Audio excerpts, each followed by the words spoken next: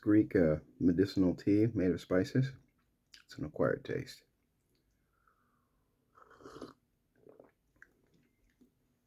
Kind of burns a little bit, like it's peppery. I don't know. Not bad, but it's just, I definitely wouldn't want to do it without the honey, royal jelly. All right, so today I'm going to read one article out of the Orthodox Word, number 105, from 1982. These are published by St. Herman of Alaska Press, and you can order them yourself. They're not too expensive, just a few dollars. Or you can look them up online, where I believe you can read them for free. I looked them up, and it looked like you could read them up for free. It's up to you. I am not reading the whole thing for copyright reasons. But I wanted to start reading some of these, in addition to the words of the quotes of the saints and the scriptures, because they are commentary by saints, or soon to be saints, God willing.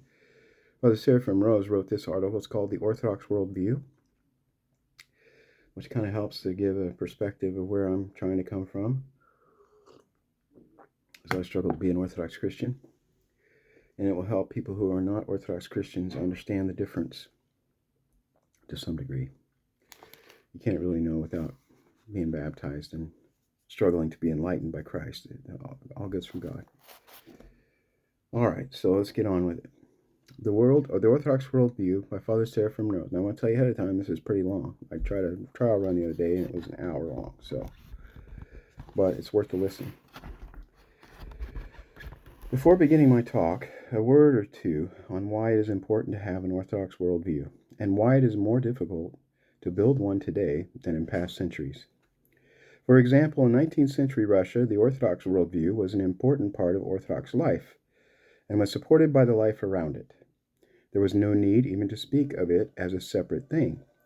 You lived orthodoxy in harmony with the Orthodox society around you. And you had an Orthodox worldview provided by the church and society. In many countries, the government itself confessed orthodoxy. It was the center of public functions, and the king or ruler himself was historically the first Orthodox layman with a responsibility to give a Christian example to all his subjects. I'm going to interject a little point of fact of history real quick. Orthodox Christianity was made the official religion of the Greek and Roman Empire, Byzantine Roman Empire, and basically was spread from Britain all the way to Japan and everything in between, and by the apostles and the saints. And even today, I think there's a church even in Antarctica somewhere. I saw in an article somewhere. So the first 1,000 years, Christianity was one church. It still is. One Holy Catholic and Apostolic Church. Roman Catholicism came in 1054 officially, although there were some divisions developing before that. But officially in 1054 there was a split. And then the Protestants came along in the 1500s. So you see that there's a huge difference in how long these teachings were established as true and factual, and how many worldly institutions are able to exist that long. It's quite mind-boggling, because this one is not run by people, it's run by Jesus Christ, God, the Holy Spirit. One Trinity. All right, it's not men. Back to the book. Every city had Orthodox churches, and many of them had services every day, morning and evening. There were monasteries in all the great cities, and many cities outside the cities, and in the countryside, in deserts and wildernesses. In Russia, there were more than 1,000 officially organized monasteries, in addition to other more unofficial groups. Monasticism was an accepted part of life. Most families, in fact, had somewhere in them a sister or brother or uncle or grandfather, cousin, or someone who was a monk or a nun, in addition to all the other examples of Orthodox life. People who wandered from monastery to monastery and fools for Christ. The whole way of life was permeated with Orthodox kinds of people, of which, of course, monasticism is the center. Orthodox customs were a part of daily life. Most books that were commonly read were Orthodox. Daily life itself was difficult for most people. They had to work hard to survive. Life expectancy was not great. Death was a frequent reality, all of which reinforced the Church's teaching on the reality and nearness of the other world. Living an Orthodox life in such circumstances was really the same thing as having an Orthodox worldview, and there was little need to talk of such a thing. Again, forgive me for interjecting, but in today's world, everything's turned on its head. And so people try to make the excuse, well, the church became corrupt. It became a corrupt institution of men. And therefore, because of that corruption, it was rejected by the world. And so nobody wants to be a part of the Christian church. And they think that those things are outdated and unnecessary. Well, reality couldn't be further from the truth. The reality is that that's an excuse. And it's a false excuse. And it's much like the story of Lazarus and Abraham, and how Lazarus begged for Abraham to allow Lazarus to bring a drop of water to the man who was suffering in hell, who ignored Lazarus his entire life outside of his property as he was suffering. And the man basically, when he didn't get what he wanted, he turned it around and tried to make an excuse and asked that if God would send Lazarus back to warn his family, that they would repent. And it was told to him that if they did not accept the teachings of Christ, the prophets, the saints, and the miracles of the church, they weren't going to pay any attention to a man raised from the dead either. It's an excuse, and we all make them, self-included. Adam and Eve, when they got kicked out of the Garden of Eden, it was because they blamed each other and the devil instead of taking responsibility and asking forgiveness. And this is something we all struggle with. I believe the reason I'm sick today is because of my sins. I'm not blaming anybody else. It's my fault. So, food for thought. And the more you read the lives of the saints, the more these will be expounded on. You can understand better. Today, on the other hand, all has changed. Our orthodoxy is a little island in the midst of a world which operates on totally different principles. And every day these principles are changing for the worse, making us more and more alienated from it. Many people are tempted to divide their lives into two sharply distinct categories: the daily life we lead at work, with worldly friends, in our worldly business, and orthodoxy, which we live on Sundays and other times of the week when we have time for it. But the world view of such a person, if you look at it closely, is often a strange combination of Christian values and worldly values, which really do not mix. In psychology, they would call that schizophrenia. The purpose of this talk is to see how people living today can begin to make their worldview more of one piece, to make it a whole Orthodox worldview.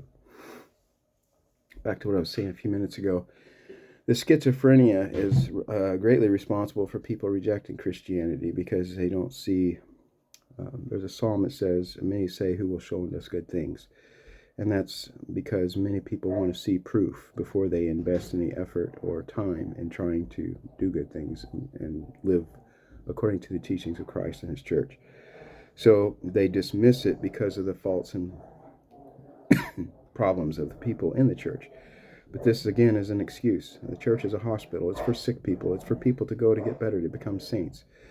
And we're all sinners. We all are in need of that. And if anybody goes around thinking that they don't need that, then they need to understand the definition of pride and take some caution to that.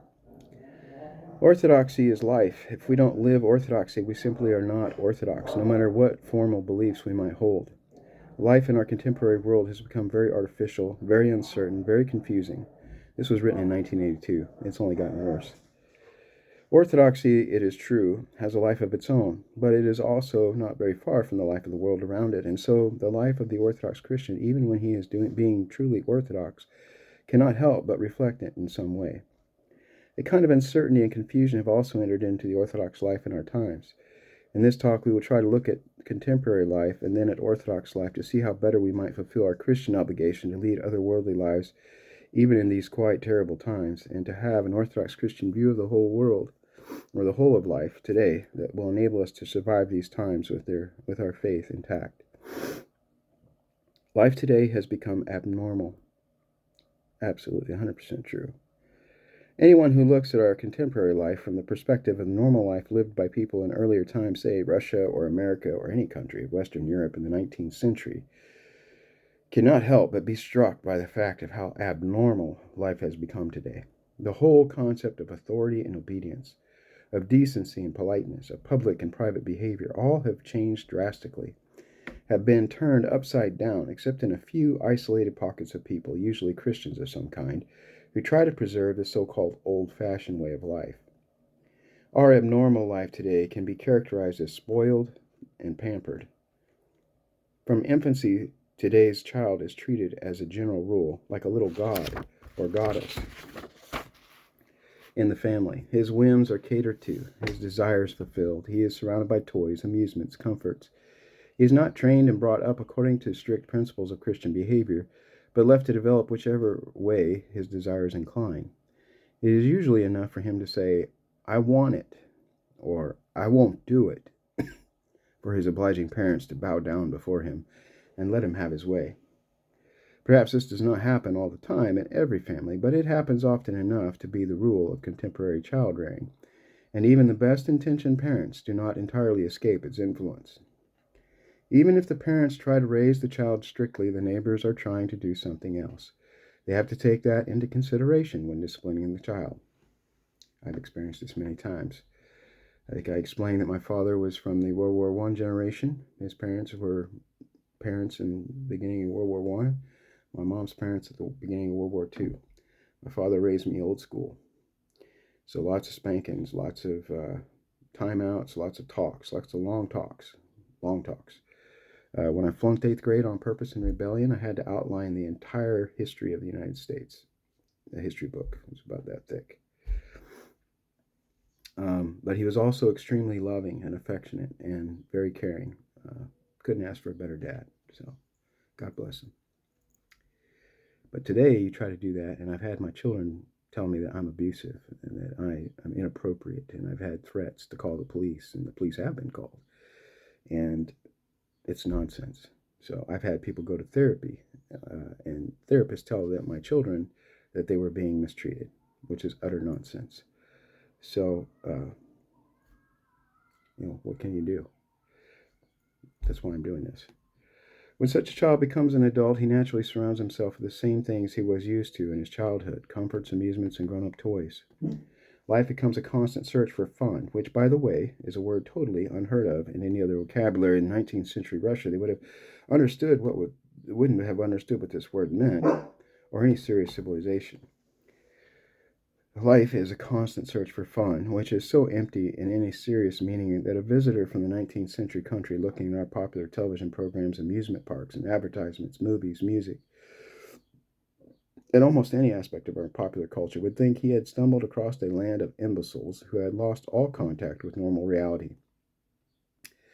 We don't often take that into consideration because we are living in this society and we take it for granted.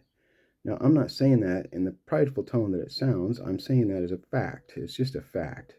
And I'm guilty of it too, because I grew up in this culture myself. And I, as an adult, still like to play video games. And I try to wean myself off, but it's not easy. I had to quit smoking, tobacco, drinking. I had several addictions from this life of mind control, manipulating people to buy things and be cool. It's all bogus. Some recent observers of our contemporary life have called the young people of today the me generation, and our times the age of narcissism, characterized by a worship of and fascination with oneself that prevents a normal human life from developing. Others have spoken of the plastic universe or fantasy world in which so many people live today, unable to face or come to terms with the reality of the world around them or the problems within themselves. And that's basically what I'm seeing on this popular podcast show. And I feel compassion for them because I completely get it, but it's not helpful. But they're just muddying the waters of reality.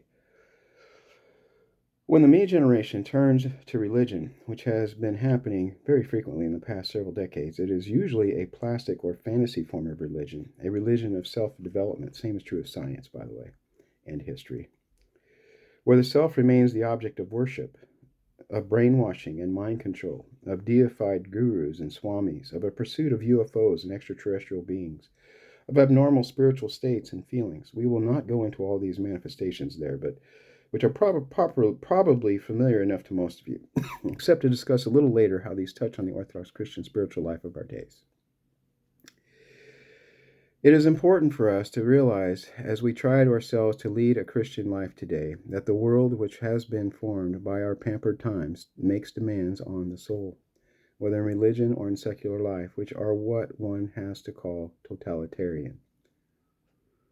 This is easy enough to see in the mind-bending cults that have received so much publicity in recent years and which demand total allegiance to a self-made holy man. But it is just as evident in secular life, where one is confronted not just by an individual temptation here or there, but by a constant state of temptation that attacks one, whether in the background music heard everywhere in markets and businesses, in the public signs and billboards of city streets, in the rock music, which is brought even to forest campgrounds and trails, and in the home itself, where television often becomes the secret ruler of the household, dictating modern values, opinions, and taste. If you have young children, you know how true this is. When they have seen something on television, how difficult it is to fight against this new opinion which has been given as an authority by the television.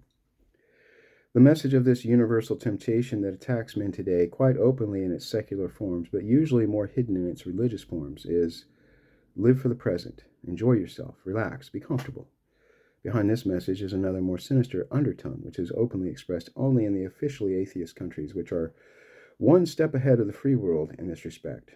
In fact, we should realize that what is happening in the world today is very similar, whether it occurs behind the Iron Curtain or in the free world.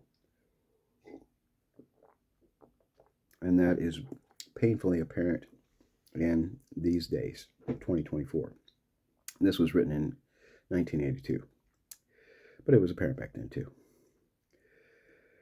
There are different varieties of it, but there is a very similar attack to get our soul.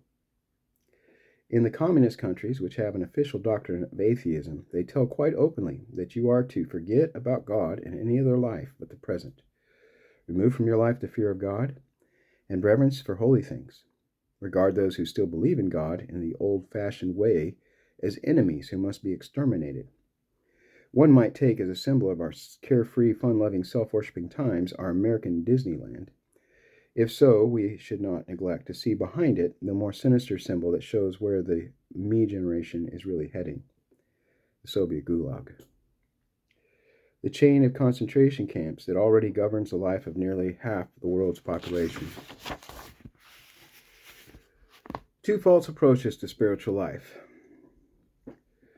But what, one might ask, does all this have to do with us, who are trying to lead as best we can a sober Orthodox Christian life?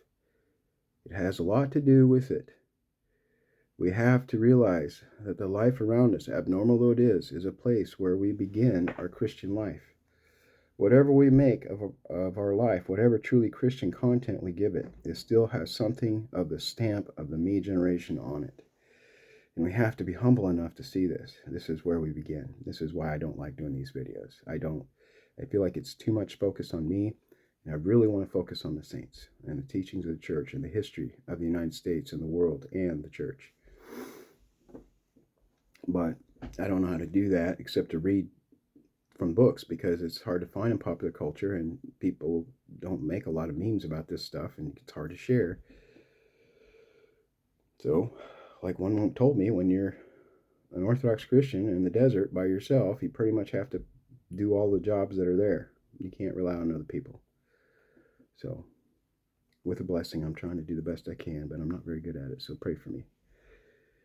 So, one approach, the most common one, is simply to go along with the times. There's two false approaches, and one of them is to go along with the times. Adapt yourself to rock music, modern fashions and taste, and the whole rhythm of a jazzed-up modern life. Often the more old-fashioned parents will have little contact with this life and will live their own life more or less separately, but they will smile to see their children fall after this latest craze and think that this is something harmless. I've experienced that. I've done that. I'm guilty of that. I've also done the opposite extreme, which I'm getting ready to read about. This path is total disaster for the Christian life. It is death of the soul. Some can still lead an outwardly respectable life without struggling against the spirit of the times, but inwardly they are dead or dying. And the saddest thing of all, their children will pay the price in various psychic and spiritual disorders and sicknesses, which become more and more common, which my children have. One of the leading members of the suicide cult that ended so spectacularly in Jonestown for 4 years was the young daughter of a Greek Orthodox priest. Satanic rock groups like KISS, Kids for Satan and Satan's Service, are made up of ex-Russian Orthodox young people. The largest part of the membership of the Temple of Satan in San Francisco, according to a recent sociological survey, is made up of Orthodox boys. These are only a few striking cases. Most Orthodox young people don't go so far astray. They just blend in with the anti-Christian world around them and cease to be examples of any kind of Christianity for those around them. I made that mistake and I went off the beaten path and I got myself in deep trouble. Don't recommend it. This is wrong. And I've had, there's lots of people that I've run across that worship Satan. It's very frightening and scary place to be. The stories don't end well. This is wrong. The Christian must be different from the world, above all from today's weird, abnormal world, and this must be one of the basic things he knows as part of his Christian upbringing. Otherwise, there is no point in calling ourselves Christian, much less Orthodox Christians. The false approach at the opposite extreme is one that might call false spirituality. As translations of Orthodox books on the spiritual life become more widely acceptable and available, the Orthodox vocabulary of spiritual struggle is placed more and more in the air. One finds an increasing number of people talking about hesychism, the Jesus prayer, the ascetic life, exalted states of prayer, and the most exalted holy fathers like St. Simeon the New Theologian, St. Gregory Palamas, and St. Gregory the Sinite. It is all very well to be aware of this truly exalted side of Orthodox spiritual life and to have reverence for the great saints who have actually lived it, but unless we have a very realistic and very humble awareness of how far away all of us are today from the life of hesychism and how little prepared we are even to approach it, our interest in it will only be one more expression of our self-centered plastic universe. The me generation goes hesychist. That is what some are trying to do today, but in actuality they are only adding a new game called hesychism to the attractions of Disneyland. I made this mistake as well. He explains the solution. There are books on this subject now that are very popular. In fact, Roman Catholics are going in very big for this kind of thing under Orthodox influence and themselves influencing other Orthodox people. For example, there's a Jesuit priest, Father George Maloney, who writes all kinds of books on this subject and translates St. Macarius the Great and St. Simeon the New Theologian and tries to get people in everyday life to be hesychists. They have all kinds of retreats, usually charismatic. People are inspired by the Holy Spirit, supposedly, and undertake all types of these disciplines, which we get from the Holy Fathers and which are far beyond the level at which we are today. It is a very unserious thing. There is also a lady, Catherine D. Huick Doherty, in fact, she was born in Russia and became a Roman Catholic, who writes books about Posthenia, the desert life, and Molchani, the silent life, and all these things which she tries to put into life like you would have some fashion for a new candy. This, of course, is very unserious and is a very tragic sign of our times. These kind of exalted things are being used by people who have no idea of what they're about. For some people, it is only a habit or a pastime. For others who take it seriously, it can be a great tragedy. They think they are leading some kind of exalted life, and really they have not come to terms with their own problems made inside them. So, I'm hoping to address this myself. I've done these things and tried to share these types of books and stuff, and what I'm doing now is somewhat similar, but different. I'm not trying to get people to practice these elevated efforts in spirituality. I'm trying to draw attention to history and encourage people to go look themselves and start at the bottom, start at the basics, and work their way to where they should be in the church, baptized with a spiritual father, following his directions in humility, and learning from experience, prayers, reading the lives of the saints. That's the only way to do it, and you have to be very practical about it. You can't act like you're one of these desert fathers trying to learn how to say the Jesus prayer all the time and work miracles. That's not reality. That's a temptation of the devil. All right. So let me reemphasize that both of these extremes are to be avoided, both worldliness and super spirituality. But this does not mean that we should not have a realistic awareness of the legitimate demands which the world makes upon us, or that we should cease respecting and taking sound instruction from the great Hesychast fathers and using the Jesus prayer ourselves according to our circumstances and capacity. It just has to be on our level, down to earth. The point is, and it is a point that is absolutely necessary for our survival as Orthodox Christians today, we must realize our situation as Orthodox Christians today. We must realize deeply what times we live in and how little we actually know and feel our orthodoxy. How far we are, not just from the saints in ancient times, but even from the ordinary Orthodox Christians of 100 years or even a generation ago, and how much we must humble ourselves just to survive as Orthodox Christians today. What can we do? More specifically, what can we do to gain this awareness, this realization, and how can we make it fruitful in our lives? We'll try to answer this question in two parts. First, concerning our awareness of the world, our conscious enemy. And second, concerning our awareness of orthodoxy, which I'm afraid most of us know much less than we should, much less than we have to know if we wish to keep it. First, and this is a big problem, a lot of people refer to themselves and other people as Christians, and they have no clue what Christianity is. First, since whether we wish it or not, we are in the world, and its effects are felt strongly even in a remote place like our monastery here. We must face it, and its temptations squarely and realistically. But without giving into it. In particular, we must prepare our young people for the temptations facing them, and as it were, not to inoculate them against these temptations. We must be aware that the world around us seldom helps and is almost always hinders the upbringing of the child in the true Orthodox spirit. We must be ready every day to answer the influence of the world by the principles of sound Christian upbringing. This means that what a child learns at school must constantly be checked and corrected at home. We cannot assume that something he is going to learn at school is simply something that is profitable or secular and has nothing to do with his Orthodox upbringing. He may be taught useful skills and facts, although many schools in America today are failing miserably even at this. Many school teachers tell us that all they can do is keep the children in good order in class without even teaching them anything. I've experienced this with my own children multiple times. That's why my youngest son is homeschooled and speaks Latin and is a grade ahead, because he's actually being taught. The other kids, his older sister didn't even know the Pledge of Allegiance. She doesn't know what it is. Never heard of it. It's bad. But even if he gets this much, he is also taught many wrong attitudes and philosophies. A child's basic attitude towards an appreciation of literature, music, history, art, philosophy, even science, and of course life and religion must come first of all, not from school. The school will give you all of this mixed up with modern philosophy.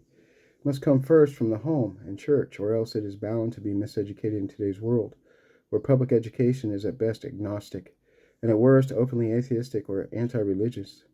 Of course, in the Soviet Union, all this is forced upon the child with no religion whatsoever, and an active program of making the child an atheist. Now, I have considered the consequences of teaching my son, my youngest son, all these things, and the challenges he will face living in a world where almost none of his peers were taught the same, and how difficult that will be, because I have experienced some of the same things. It is extremely difficult. You're treated like an idiot, like you're a fool, like you don't know anything, and your mistakes are amplified and harped on, and you're discredited. And most of the time, people don't realize that they don't have a clue what they're talking about. It's very sad, and it's very destructive to our culture and our people, as we can see now. Parents must know exactly what is being taught their children in education courses, which are almost universal today in American schools, and corrected at home, not only by a frank attitude in this subject, especially between fathers and sons, a very rare thing in American society, but also by a clear setting forth of the moral aspect of it, which is totally absent in public education. Parents must know just what kind of music their children are listening to, what is in the movies they see, listening and singing together with them when necessary, what kind of language they are exposed to, and what kind of language they use, and give the Christian attitude to all this. I can tell you in today's modern society that's extremely difficult because we're forced to work almost every waking moment. And when my son wants to watch some show that he's really into, it's really seriously hard to sit through it. And then taking on the challenge of trying to negotiate with him and explain to him all the reasons of what's wrong with this show that he doesn't comprehend. It's just a huge uphill battle. It's huge. And I failed at it many times, not just with him, but with my older kids too. Television in households where there is not enough courage to throw it out the window must be strictly controlled and supervised to avoid the poisonous effects of this machine, which has become the leading educator of anti-Christian attitudes and ideas in the home itself, especially to the young.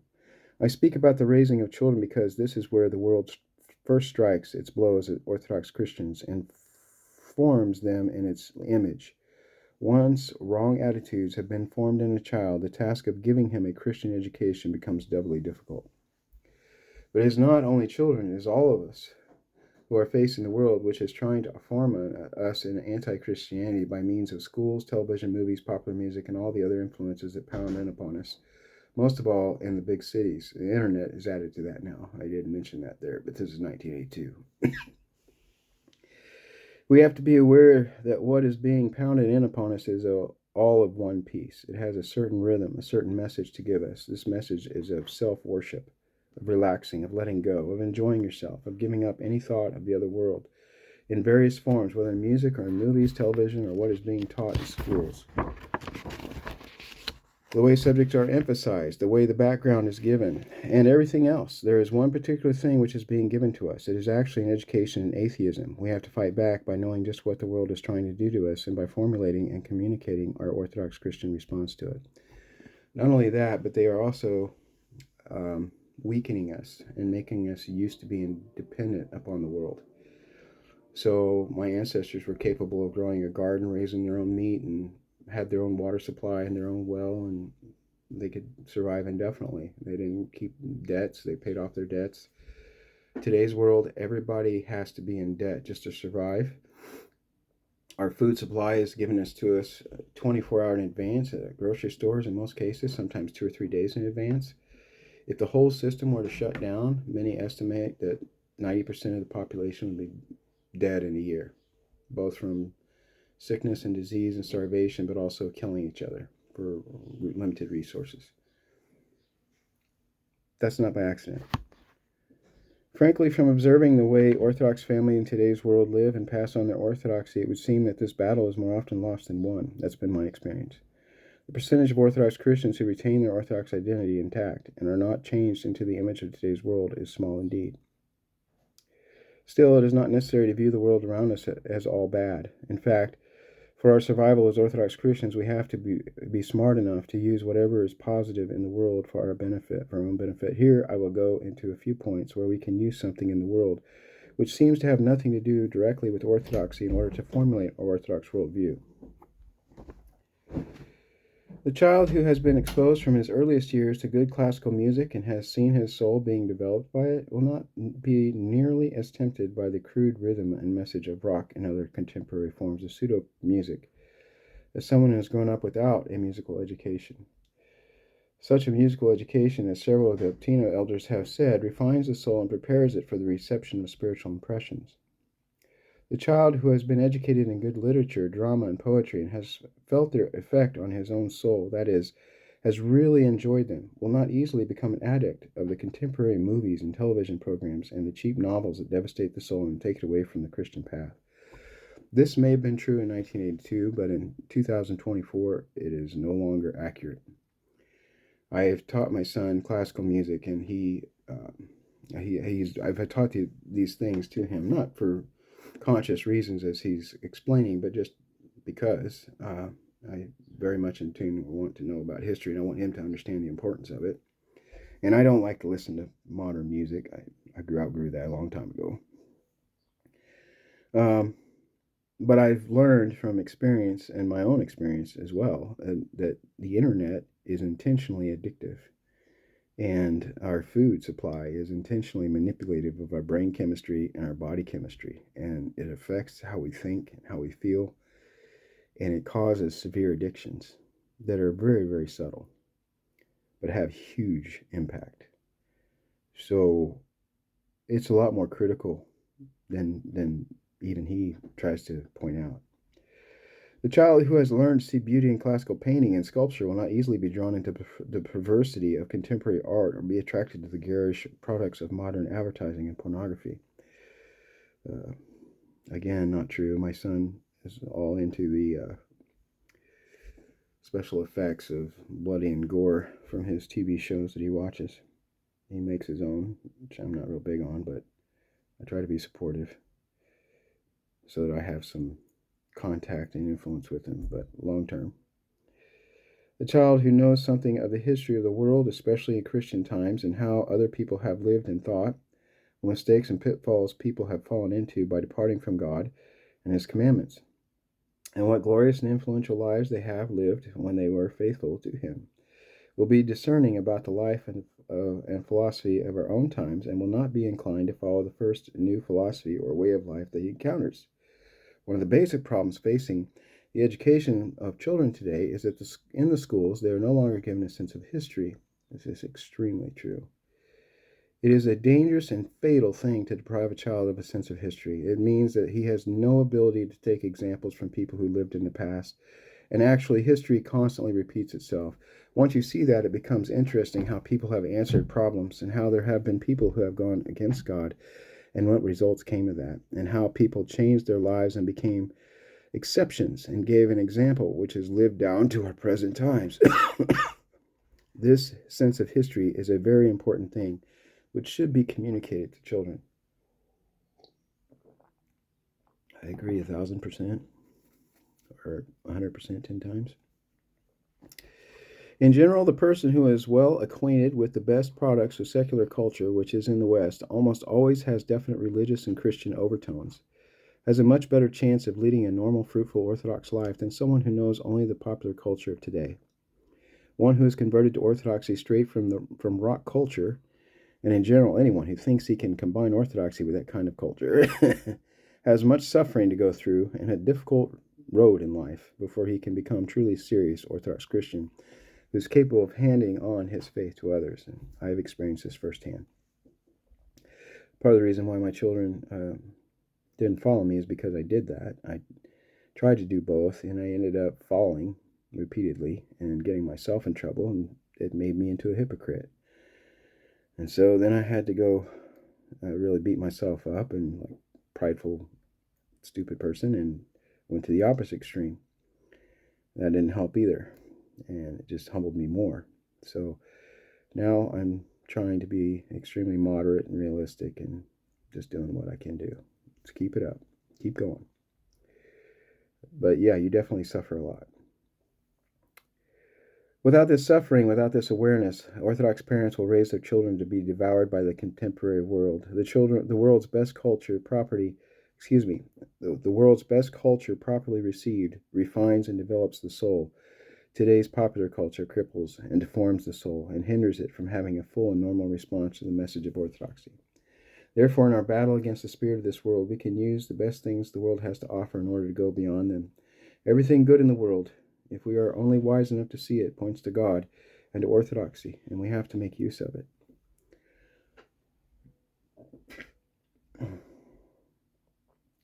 The Orthodox worldview.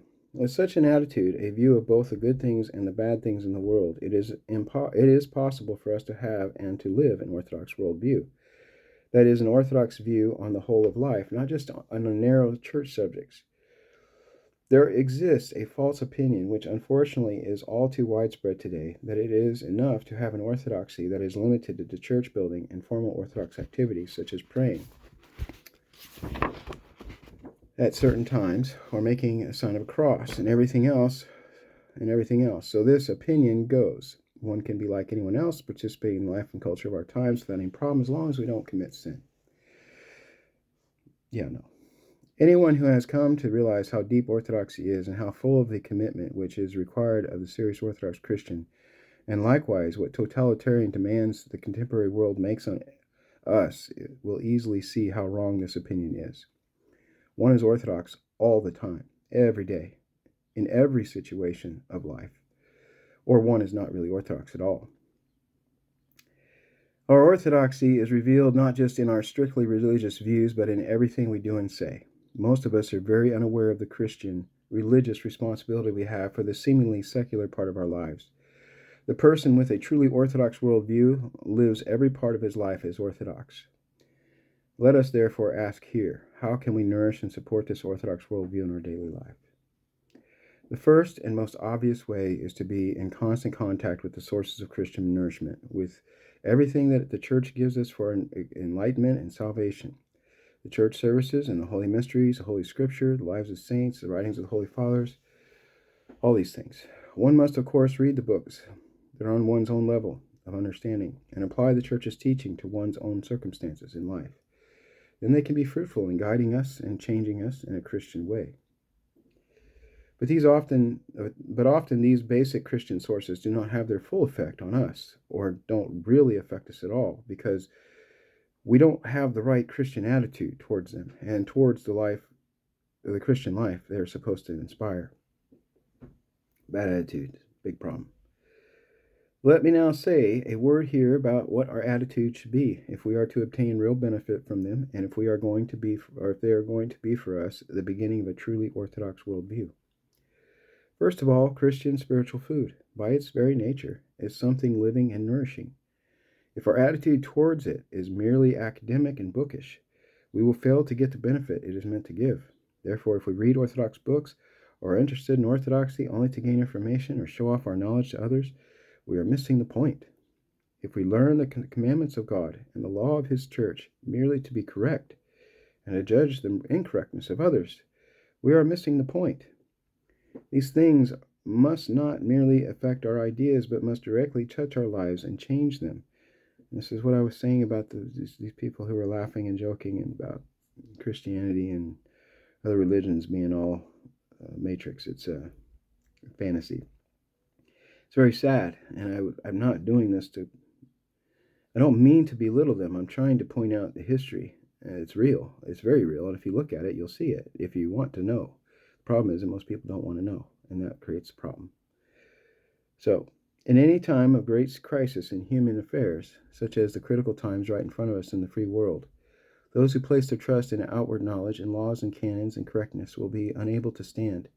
The strong ones, then, will be those whose Orthodox education has given them a feel for what is truly Christian, those whose orthodoxy is in the heart and is capable of touching other hearts. A lot of self-appreciation, a lot of struggle, putting your own will down as living for Christ, not yourself. It's very difficult, and I fail at it often. Nothing is more tragic than to see someone who is raised in Orthodoxy, has a certain idea of catechism, has read some lives of saints, has a general idea of what Orthodoxy stands for, understands some of the services, and then is unaware of what is going on around him. I've experienced that. And he gives his children this life in two categories. One is the way most people live, and the other way is how Orthodox live on Sundays and when they are reading some Orthodox text. I've done that. When the child is raised like that, he is most likely not going to take the Orthodox one. I've experienced that. It is going to be a very small part of his life because the contemporary life is too attractive. Too many people are going for it, and it is too much part of the reality today. Unless he has been really taught how to approach it, how to guard himself against the bad effects of it, and how to take advantage of the good things which are in the world. Therefore, our attitude beginning right now must be down to earth and normal. That is, it must be applied to the real circumstances of our life, which is why I'm reading these. Not a product of fantasy and escapism and refusal to face the often unpleasant facts of the world around us. An orthodoxy that is too exalted and too much in the clouds belongs in a hothouse and is incapable of helping us in our daily life, let alone saying anything for the salvation of those around us. Our world is quite cruel and wounds souls with its harshness, and we need to respond first of all with down-to-earth Christian love and understanding, leaving accounts of hesychism and advanced forms of prayer to those capable of receiving them. And so I've been guilty of this too. When I was first a convert, I was excessive, and I tried to teach my children all these high things, and it becomes overbearing. It becomes overwhelming and it seems impossible and hopeless. And it still does sometimes because I fail so often. But what I've learned is that salvation comes from God and not from us. And so we just have to do the best we can do and keep trying to improve and hold ourselves accountable by going to confession, and don't just take our own perspective of our judgment of ourselves. We have to have outside people look at us and correct us and keep us accountable and help us. And those people, when doing that, also do the same for themselves. And we all keep each other accountable, and we therefore prevent from being too extreme and excessive, or not being honest with ourselves and maintaining some integrity. By God's grace, that's all goods from God. Make that clear. Trust ye not in princes. All right, back to this wonderful article. So, also, our attitude must not be self-centered, but reaching out to those who are seeking for God and for a godly life. Nowadays, wherever there is a good-sized Orthodox community, the temptation is to make it into a society for self-congratulation and for taking delight in Orthodox virtues and achievements. The beauty of our church buildings and furnishings, the splendor of our services, even the purity of our doctrine. But the true Christian life, even since the time of the apostles, has always been inseparable from communicating it to others. An orthodoxy that is alive by this very fact shines forth to others, and there is no need to open a department of missions to do this. The fire of true Christianity communicates itself. Without this, our orthodoxy is only something we keep for ourselves. If it is only something we keep for ourselves and boast about it, then we are the dead burying the dead, which is precisely the state of many of our Orthodox parishes today, even those that have a large number of young people. If they are not going deeply into their faith, it is not enough to say that the young people are going to church. We need to ask what they are getting in church. What are they taking away from church? And if they are not making orthodoxy a part of their whole life, then it really is not sufficient to say that they are going to church. I've experienced this multiple times. I've been through, having grown up away from Orthodox culture and more in a Protestant culture because I grew up in the Midwest. I've traveled the world too, but most of the time I was in the Midwest and the Southwest. I have experienced this. Many of the missions that I've been involved with did well for a while and then fell apart. And this was the reason why, basically, is that it was very became very formalized, and when the churches that were big and successful often developed pride in the ranks and split apart into pieces, and then fell apart and then had to start over. A lot of the people survived. I've been through a few. I'm still Orthodox, but sometimes things go bad. So it's really important, if we're just living the Orthodox faith and doing it properly with humility, glorifying God, and actually listening and trying to practice what the lives of the saints teach us, like Father Seraphim Rose here. Why would you become prideful and mess it up? And why would you be ashamed to share your Orthodox beliefs with other people, even if you're not perfect, even if you don't have all the answers?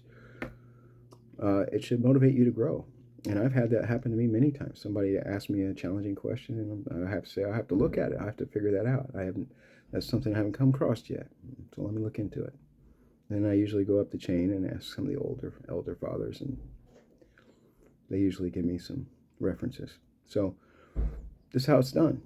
You have to have humility and sincerity of heart, and you have to fall down and get up a lot. And that's the life of the church, described and illustrated by the lives of the saints. And Christ himself, he never fell. He just was tortured and killed for being God. Likewise, our attitude must be loving and forgiving. There is a kind-heartedness that has crept into Orthodox life today. That man is a heretic. Don't go near him. Oh, there's a kind of hardness, not a kind. I guess I said that wrong. Sorry. There's a kind of hardness that has crept into the Orthodox life today. That man is a heretic. Don't go near him.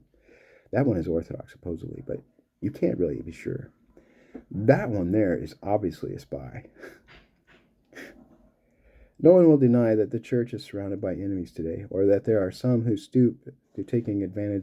trust and confidence. I've experienced that many times.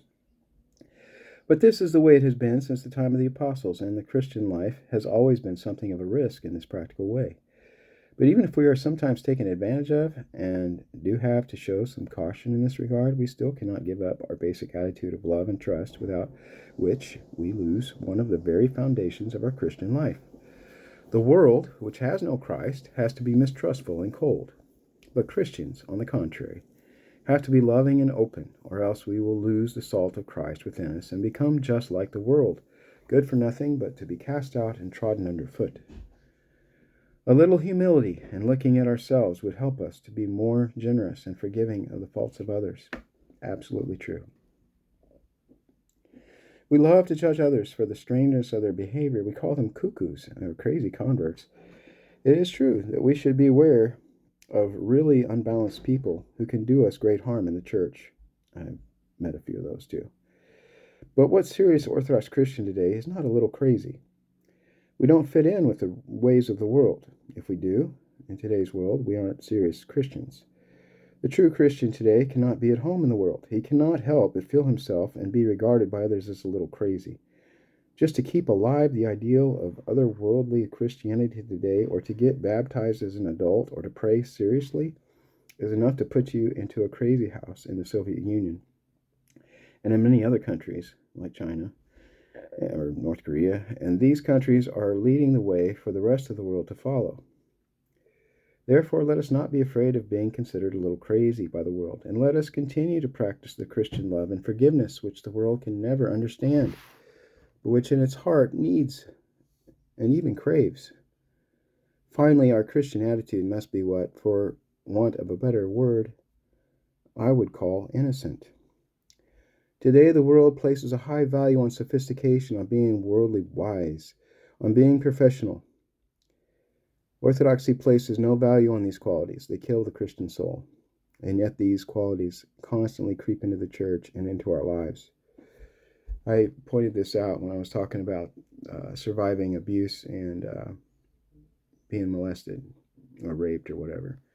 You have to return to your innocence of your childhood. You have to let go. You have to go through, experience your pain and your suffering, relive it, do what you got to do, get it out, talk to somebody about it. But then you have to let it go and return to your innocence of your childhood and grow from there, mature from that point, not the sick stuff. All good comes from God.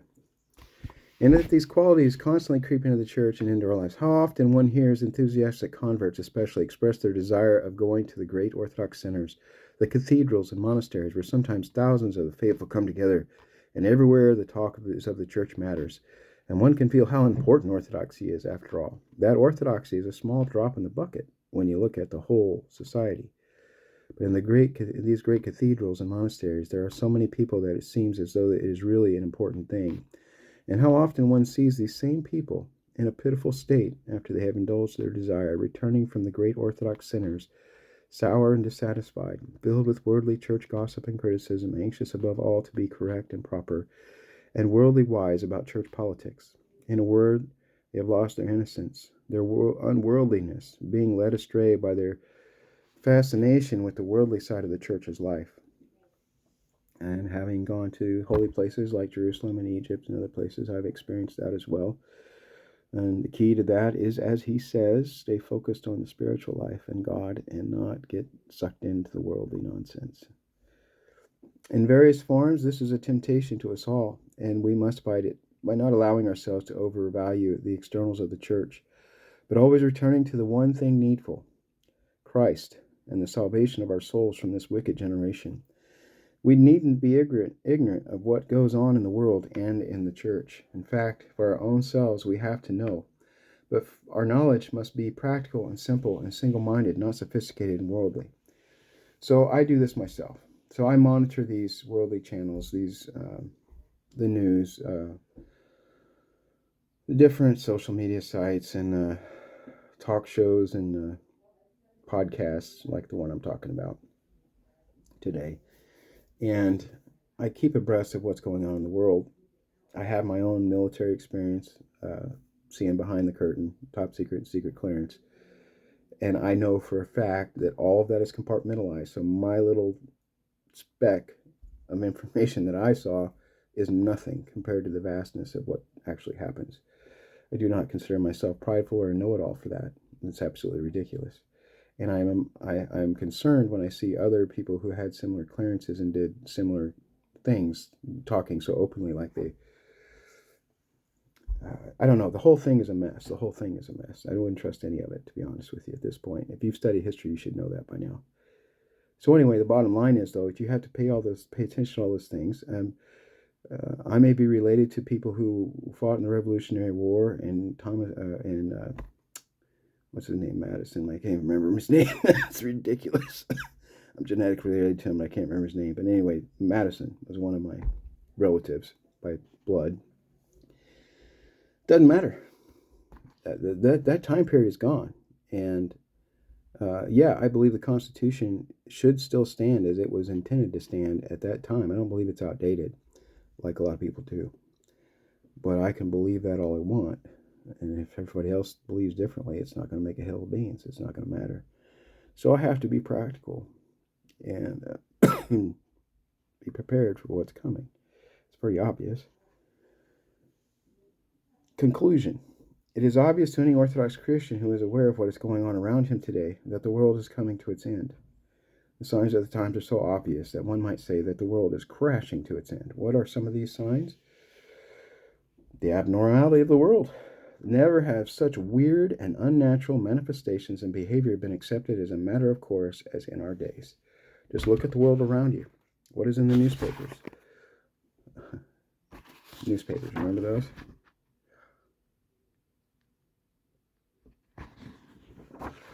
What is in the movies being shown? What is on television? What is it that people think is interesting and amusing? What are they laughing at? It is absolutely weird. And there are people who are deliberately promoting this, like the show I was watching. Of course, for their own financial benefit, like the show I was watching. And because that is the fashion, because there is a perverse craving for this kind of thing. So you can't completely fault the show. It's the people who aren't living Orthodox lives. They've turned their back on God. So it becomes a snowball effect. It becomes a synergistic, just like when the human body dies. The systems, as they shut down, they synergistically speed up the demise of the person. I've seen it several times. All right, so the wars and rumors of wars, which each are cold and merciless than the preceding, more cold and merciless than the preceding one. Ukraine's just a meat grinder, and all overshadowed by the threat of the unthinkable, threat. Excuse me, he got a mistypo there. The threat of the unthinkable universal nuclear war, which could be set off by the touch of a button. Remind you, this is 1982. He wrote this. The widespread natural disasters, earthquakes, and now volcanoes. The newest one forming not far from here, near Yosemite Park in Central California, which are already changing the world's weather patterns. There's a lot more to that than volcanoes and earthquakes, but I'm not going to get into that. And the widespread natural disasters, earthquakes, and volcanoes, and I already said that. The increasing centralization of information on the power over the individual, represented in particular by the enormous new computer in Luxembourg, which has the capacity to keep a file of information on every man living. Its code number is 666, and it's nicknamed the Beast by those who work on it.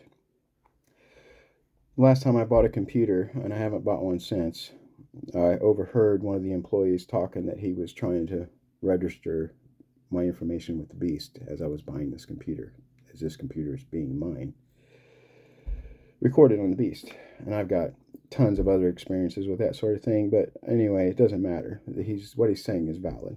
Okay, so to facilitate the working of such computers, the American government plans to begin in 1984 the issuance of a Social Security checks to persons with a number, apparently including code number 666, stamped on the right hand or forehead precisely in the condition which will prevail, according to the Apocalypse, chapter 13, during the reign of Antichrist. Now, I don't know if that actually came to pass or not, but that was evidently the rumor at that time.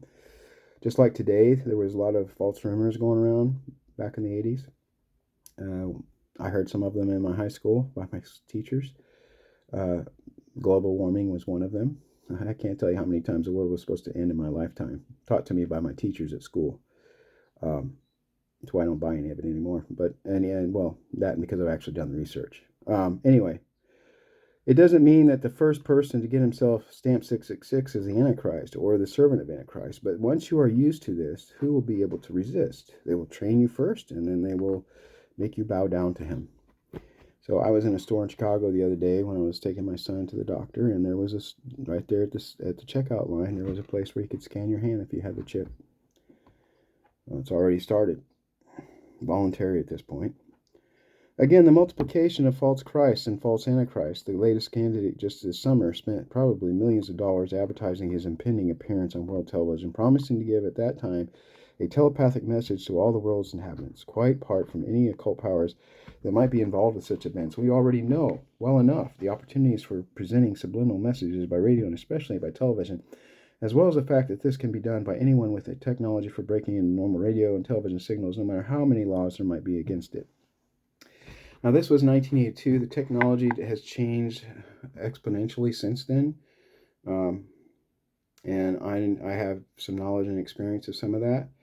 So it's much more powerful, and you don't have to watch TV to experience it. So, yeah, it's a bigger deal than people realize. The truly weird response to the new movie everyone in America is talking about and seeing E.T., which has caused literally millions of seemingly normal people to express their affection and love for the hero, a savior from outer space who is quite obviously a demon, an obvious preparation for the worship of the coming Antichrist, and incidentally, the movie editor in the official Greek Orthodox newspaper in America, an Orthodox priest, has heartily recommended this movie to Orthodox people, saying it is a wonderful movie which can teach us about love and everyone should go see it. There is quite a contrast between people who are trying to be aware of what is going on and those who are simply led into the mood of the times.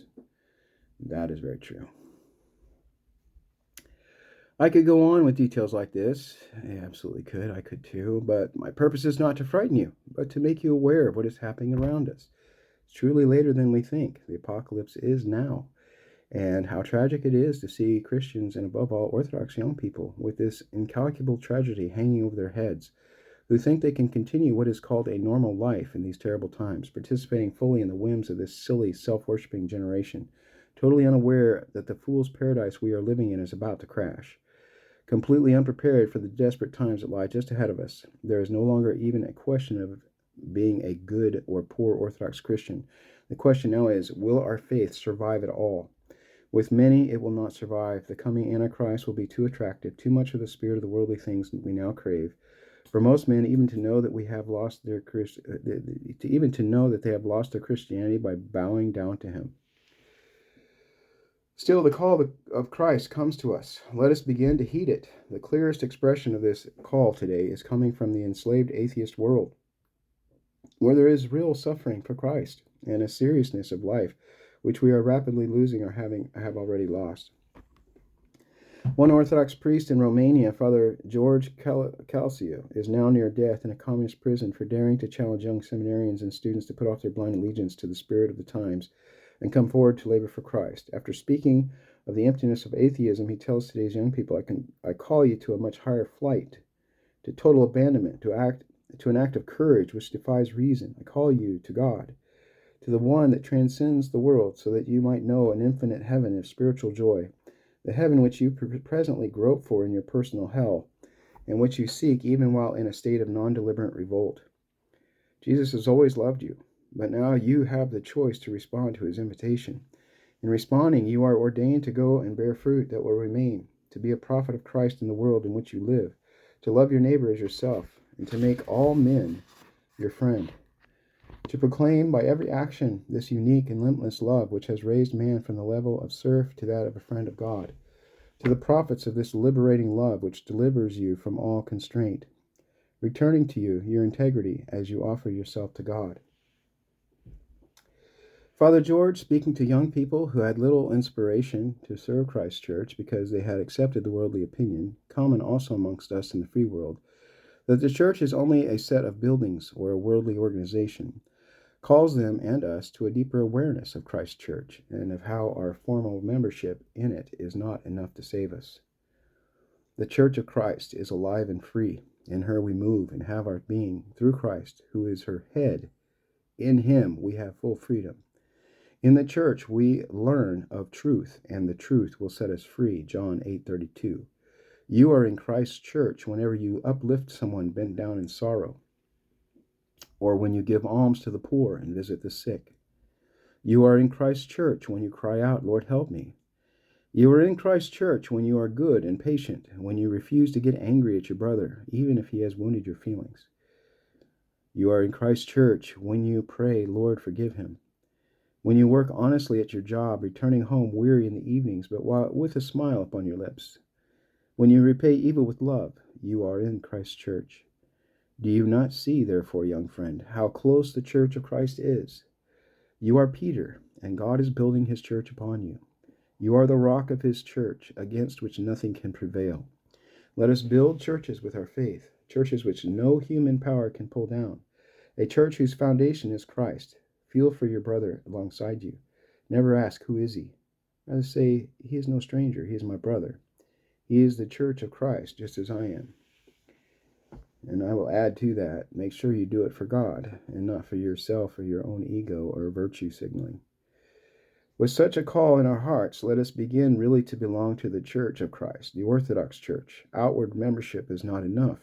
Something must move within us that makes us different from the world around us, even if that world calls itself Christian, and even Orthodox, which happens a lot. Let us keep and nourish these qualities of the true Orthodox worldview, which I mentioned earlier.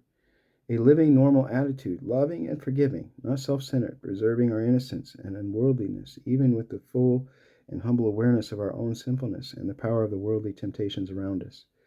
If we truly live this Orthodox worldview, our faith will survive the shocks ahead of us and be a source of inspiration and salvation for those who will still be seeking Christ, even amidst the shipwreck of humanity, which has already begun today.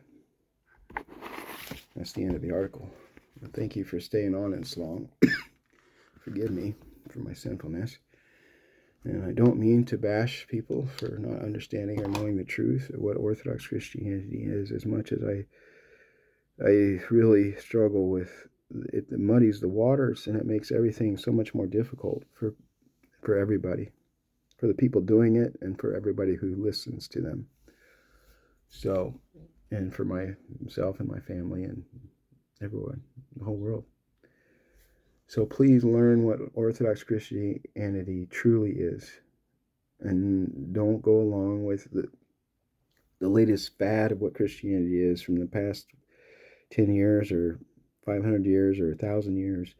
Make sure it's congruent with what was taught by the apostles, Jesus and the apostles, the prophets, all the way up through the centuries to the present day, with the laying on of hands of the bishops, just as was told to us in the book.